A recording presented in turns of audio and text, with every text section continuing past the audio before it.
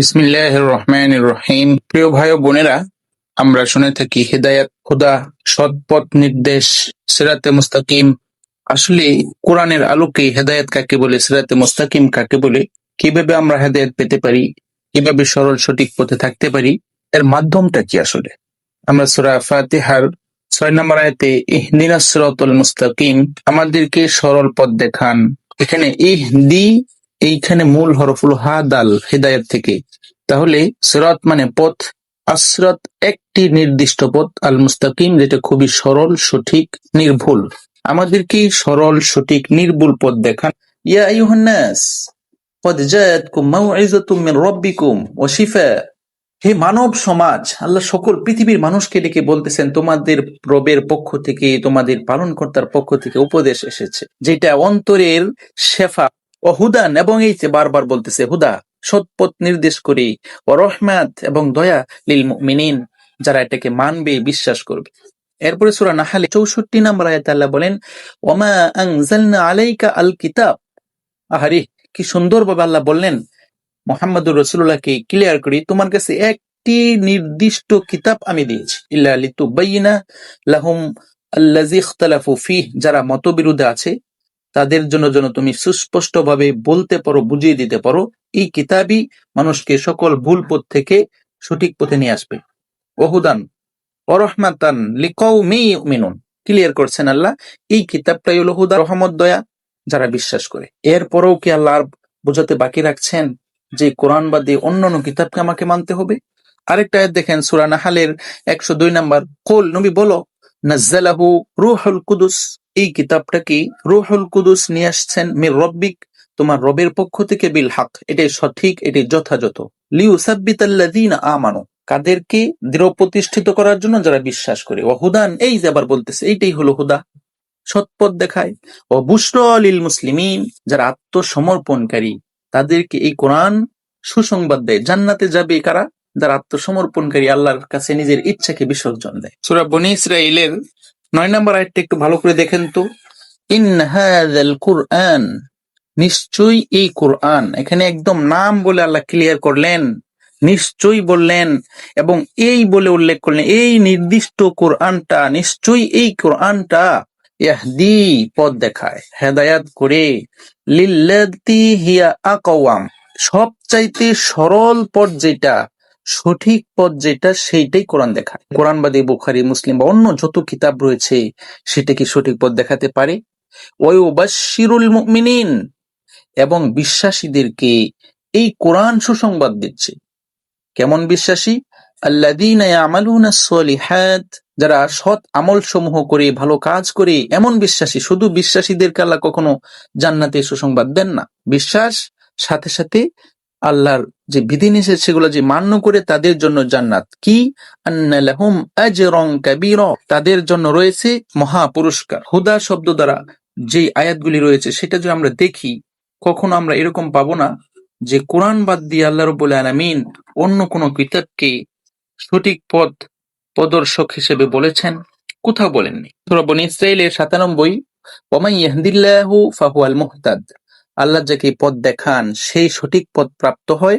ওয়ামান ইউদলিল ফালান তাজিদা লাহুম আউলিয়া মিন দুনি, আর যে পথভ্রষ্ট তার জন্য তুমি কোনো অভিভাবক খুঁজে পাবে না। ওয়ানাহশুরুহুম ইয়াউমাল কিয়ামা আলা ওয়ুজুহিহিম উমিয়া, তাকে অন্ধ অবস্থায় কিয়ামতের দিন ওঠানো হবে, বোবা অবস্থায় এবং বধির অবস্থায়। ওয়া মাওয়াহুম জাহান্নাম, তাদের আবাসস্থল হলো জাহান্নাম। তাহলে দেখেন, এখানে আল্লাহ বললেন, আল্লাহ যে হেদায়েত দান করেন, সেই হেদায়েত থেকে যে মুখ ফিরিয়ে নেয় তার কোনো অভিভাবক নেই, আর সেই হেদায়েতটা হলো কোরআন।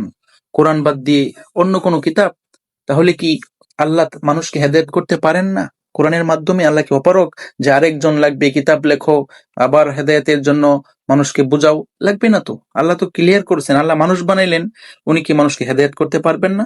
আরেকটা আয়াত দেখেন সূরা কাহফের ৫৭ নম্বর আয়াত, ওমান আযলামু মিম্মান যুক্কিরা বিআয়াতি রাব্বিহি, যে ব্যক্তিকে আল্লাহর আয়াত দিয়ে উপদেশ দেয়া হয় অতঃপর সে মুখ ফিরিয়ে নেয়, আল্লাহ বলেন সেই হলো সবচাইতে বড় জালিম, সবচাইতে বড় সীমালঙ্ঘনকারী। আল্লাহর আয়াত কোথায় থাকে? এই হুদা, যে কিতাবের নাম হেদায়াত, কোরআন, এই কোরআনের আয়াতগুলির দ্বারা যে সময় মানুষকে বোঝানো হয়, সে যদি বলে আরো কিছু লাগবে, তাহলে সে তো প্রকারান্ত এই কোরআনের আয়াতকে অমান্য করলো, আল্লাহ তাকে বড় জালিম বললেন।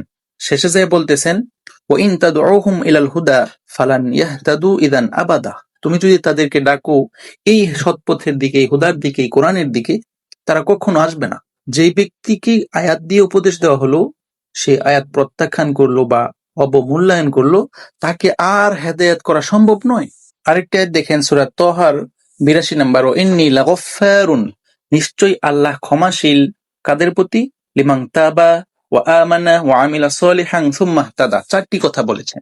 তওবা করলো, ২ নাম্বার ঈমান আনলো, ৩ নাম্বার সৎ কাজ করলো, ৪ নাম্বার সৎ পথে অবিচলিত থাকলো। আমরা মনে করি আল্লাহ আমাদেরকে ক্ষমা করে দিবেন, আল্লাহ মাফকারী, আল্লাহ দয়াশীল। না না, ওইরকম নয়। আল্লাহ ৪ গুণে গুণান্বিত ব্যক্তিকে ক্ষমা করবেন। ১ নাম্বার, যে ব্যক্তি তওবা করলো। তওবা মানে হলো যত অপরাধ, যত ধরনের অন্যায় কাজ রয়েছে সেগুলো ছেড়ে দিল, ১ নাম্বার।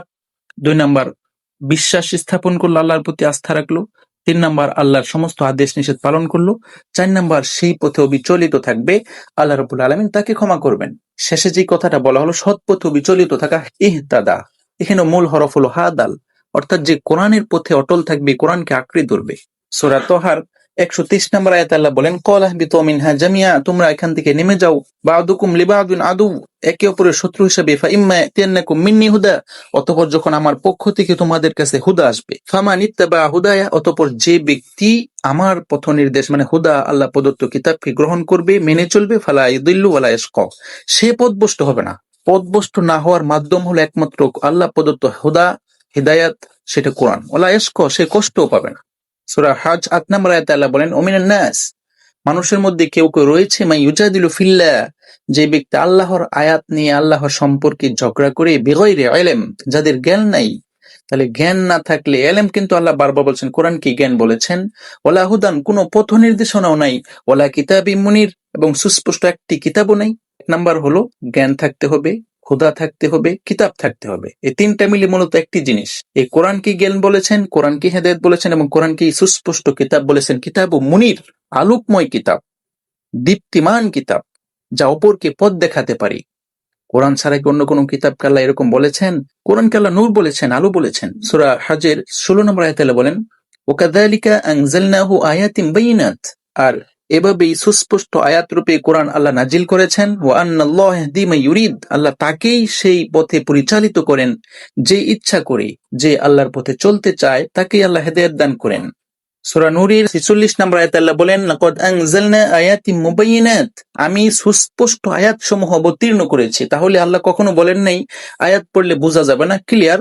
আল্লাহু ইয়াহদি মান ইয়াশাউ ইলা সিরাতিন মুস্তাকিম, এরপর আল্লাহ বলতেছেন যেই ব্যক্তি চায় সঠিক পথে চলতে, আল্লাহ তাকেই সিরাতে মুস্তাকিমে চালান। তাহলে সিরাতে মুস্তাকিমে চলতে হলে অবশ্যই আল্লাহর আয়াত মানতে হবে, যা আল্লাহ নাজিল করেছেন, অর্থাৎ কোরআন। এই কোরআনের মাধ্যমেই মানুষ সিরাতে মুস্তাকিম, সরল সঠিক পথ পায়, অন্য কোনো কিতাবের মাধ্যমে পাবে না।